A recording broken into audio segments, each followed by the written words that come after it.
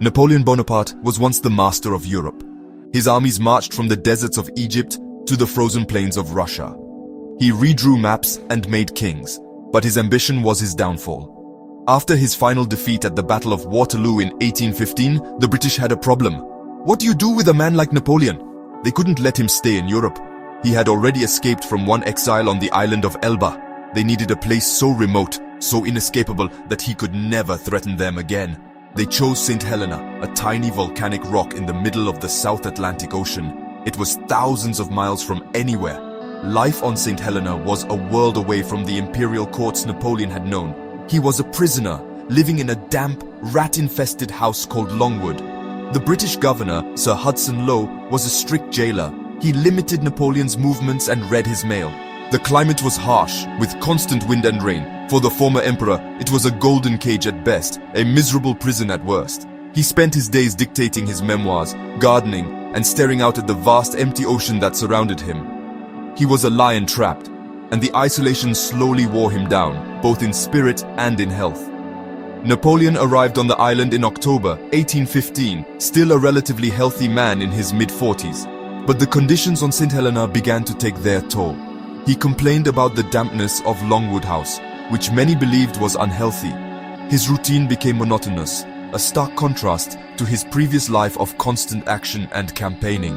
He was surrounded by a small group of loyal followers, but the sense of defeat and imprisonment was inescapable. The man who had once commanded millions was now confined to a few square miles of rock under the watchful eye of his enemies. His great story was coming to its final bleak chapter. The final years were a slow decline. The energy that had once conquered a continent seemed to drain away. He gained weight and became lethargic.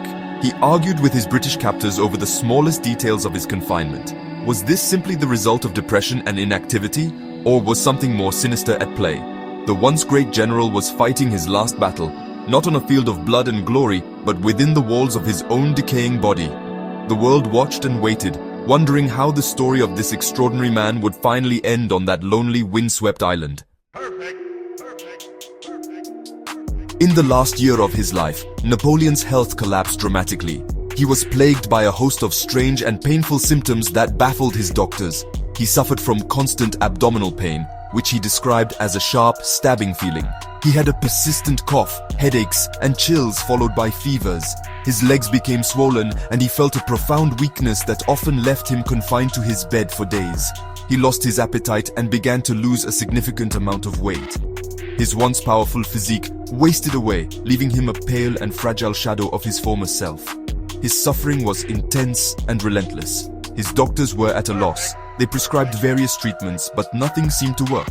They gave him enemas, applied blisters to his skin, and administered doses of different medicines, including a tartar emetic, a compound containing antimony, which only made him vomit violently and feel worse. Napoleon himself seemed to sense that his end was near. He complained of a dull, continuous pain and a burning sensation in his stomach. He would swing between periods of lucidity, where he dictated his will, and bouts of delirium, where he would shout out military commands as if he were back on the battlefield. The symptoms were not just physical. His mood swings became more extreme. He was often irritable and depressed, which was understandable given his situation. But his attendants noted a growing list of complaints that seemed to point to a systemic illness. He had an unquenchable thirst, yet drinking water often caused him pain. His gums were tender, and his body was racked with shivers even on warm days. The man who had endured the brutal Russian winter now felt a constant chill. It was a slow and agonizing demise, watched closely by his small circle of French companions and his British captors. On May 5th, 1821, after months of agony, Napoleon Bonaparte died. He was 51 years old. The official autopsy was conducted the very next day by his personal physician, Francesco Antommarchi, in the presence of several British doctors. The report concluded that the cause of death was a large cancerous ulcer in his stomach. The report noted that the disease was so advanced that it had eaten through the stomach wall. This seemed like a straightforward explanation. Napoleon's own father had died of stomach cancer, so a hereditary link appeared plausible. For the British, this was the end of the story. Case closed.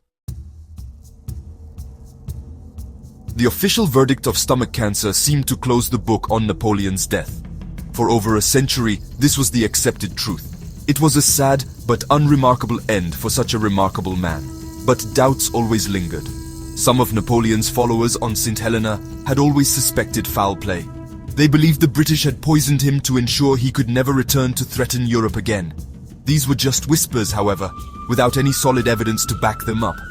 The story of a natural death, possibly hastened by the poor conditions of his exile and questionable medical care, remained the dominant historical narrative for a long time.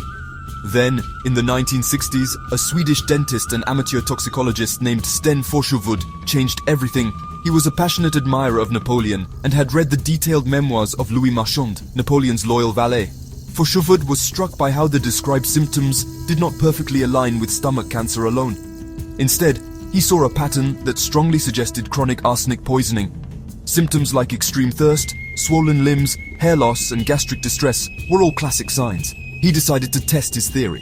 He managed to obtain authenticated samples of Napoleon's hair, clipped at various times during his exile and after his death. Using a new and highly sensitive scientific technique called neutron activation analysis, Forshovud and his team tested the hair samples. The results were shocking. They found levels of arsenic that were many times higher than the normal amount. This wasn't just a trace, it was a significant concentration of the poison. The discovery made headlines around the world. Suddenly, the conspiracy theories didn't seem so far-fetched. The presence of arsenic provided the first piece of hard scientific evidence that Napoleon might not have died from natural causes after all. The historical cold case was suddenly blown wide open. The arsenic discovery ignited a fierce debate that continues to this day. Was Napoleon deliberately and slowly poisoned over a period of years?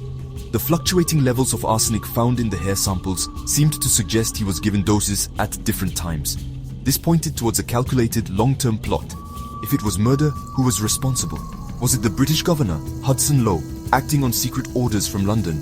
Or was it someone closer to Napoleon, perhaps a trusted member of his own entourage? The arsenic enigma turned a simple medical case into a complex and thrilling historical mystery. With the discovery of arsenic, the question became, how did it get there? One theory is that Napoleon was murdered. The prime suspect for many is the British government. They had the motive to eliminate the permanent threat he posed. They had the means and the opportunity, controlling his environment, his food, and his wine. Another theory points to someone in Napoleon's inner circle, perhaps Count de Montholon, one of his generals in exile. Some historians suggest Montholon was a royalist agent, or that he was motivated by greed, as he was a major beneficiary in Napoleon's will. A slow poisoning would have been the perfect crime. However, many historians push back against the murder plot. They argued that the arsenic could have come from other sources. In the 19th century, arsenic was common in everyday life. It was found in everything from rat poison, which was used heavily at Longwood House, to wallpaper dyes, medicines, and even hair tonics. It's possible that Napoleon was exposed to it accidentally over a long period. Some scientists also argue that the arsenic found in the hair samples could be contamination from the environment after his death. This theory suggests that the arsenic findings, while sensational, are ultimately a red herring, distracting from the real cause of death. The most widely accepted theory today is a combination of factors. Most mainstream historians agree that Napoleon did have stomach cancer, just as the original autopsy said. The disease was likely hereditary and would have eventually killed him anyway. However, his decline may have been accelerated by other things. The poor medical treatment, including doses of toxic chemicals like antimony, certainly weakened him. The accidental long-term exposure to environmental arsenic could have further damaged his already fragile health. In this view, his death was not a simple case of either cancer or poison, but a tragic outcome of illness, poor care, and an unhealthy environment. So, was Napoleon Bonaparte murdered? Or did he die of natural causes in a miserable environment? The mystery endures because compelling arguments support all sides. Without a time machine or new definitive evidence, we may never know for certain. The story of his death has become a legend in itself, a final, fascinating chapter in the life of a man who shaped the course of history. Was he a victim of a secret plot by his enemies, or just a man succumbing to a deadly disease far from home? The evidence is there for you to examine. The final verdict for now is left to history and to you.